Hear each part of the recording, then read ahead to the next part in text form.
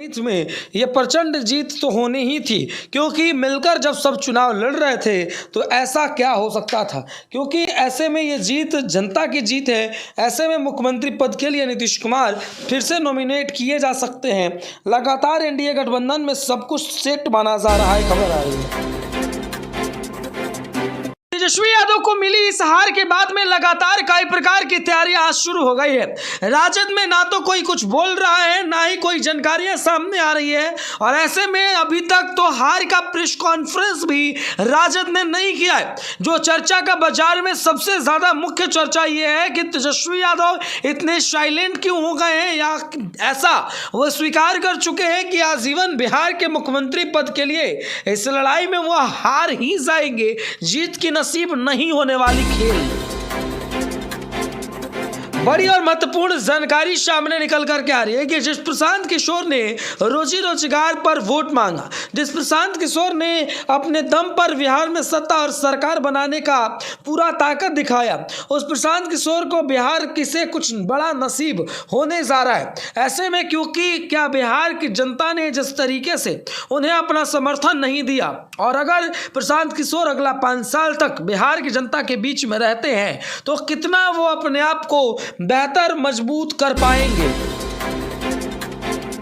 आज की बड़ी और बेहतर खबरों के बीच मीसा भारती ने भी अपना पूरा का पूरा त्याग जो है वो परिवार के साथ साथ अपनी राजनीति के जीवन से भी दे दी है। राजनीतिक करियर पर उन्होंने कहा कि आज से मैं राजनीति और साथ ही साथ राजद का इस परिवार से अपना मोह माया भंग कर रही हूं, मैं इससे दूर जा रही हूं। लेकिन खबरें सामने आई कि मीसा भारती के इस स्टेटमेंट के बाद में आखिर पीठ पीछे कौन से लोग थे जो साजिश रच रहे थे, जिन्होंने साजिश रच कर ये तमाम प्रकार का खेल किया है। कुछ नई जानकारियों के साथ आपको अवगत कराएंगे कि कैसे लगातार जो है वो चिराग पासवान भी अपना पूरा दमखम लगाते नजर आए। चिराग पासवान ने भी नीतीश कुमार को सीएम बधाई दी। उन्होंने कहा कि सीएम बनने के लिए फिर से एक बार बधाई, लेकिन बिहार की राजनीति में बिहारी फर्स्ट बिहार फर्स्ट का नारा वो लगातार देते नजर आए। उन्होंने कहा कि बिहारी फर्स्ट बिहार फर्स्ट जो है वो मजबूती से रहे और बिहार मजबूती से रहे, ऐसा उम्मीद है। और आने वाले भविष्य में ऐसी ही चीजें तय रहेगी बिहार के भविष्य के लिए।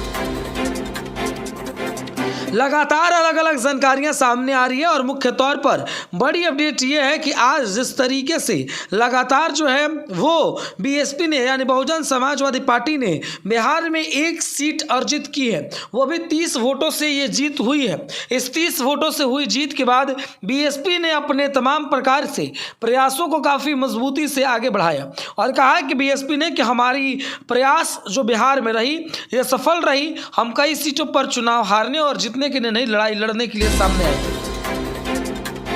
आज की बड़ी और बेहतर खबरों के बीच में बता दें कि खेसारी लाल यादव जो है वो पूरा वोट बैंक तैयार करते नजर आए, लेकिन उसके बावजूद भी खेसारी लाल यादव को हार का सामना करना पड़ा।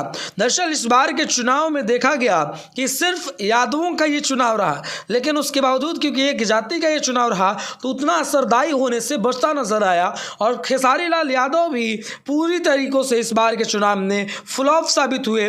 जिस छपरा सीट से जीत की उम्मीद थी वो छपरा से लगातार कुछ बेहतर करते नजर नहीं आए। लगातार अलग अलग खबरें सामने आ रही है, और सैनी ने भी, क्योंकि मुकेश सैनी जो है वो डिप्टी सीएम अनाउंस किए गए थे, तो मुकेश सैनी को ज़्यादा कुछ नसीब नहीं हुआ। उसके बाद ये खबर सामने आनी शुरू हो गई है कि मुकेश सैनी क्या करने वाले हैं। बिहार के अंदर राजनीति की अनोखी पटकथा तमाम प्रकार से लिखी गई, पर जिस तरीके से समाप्ति का नया कगार देखने को मिला, जिस तरीके से समाप्ति का एक नया उदाहरण देखने को मिला, ये कुछ तो बताता है। लगातार अलग अलग तैयारियां और पप्पू यादव ने जीत की बधाई देते हुए उन तमाम कैंडिडेटों का हौसला अप्लाई किया।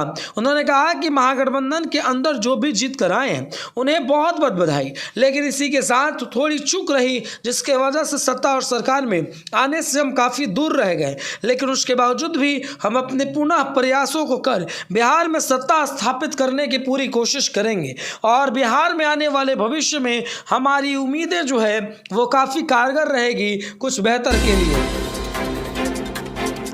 लगातार कुछ बड़ा और बेहतर ताकत जो है वो लगाने का प्रयास किया गया।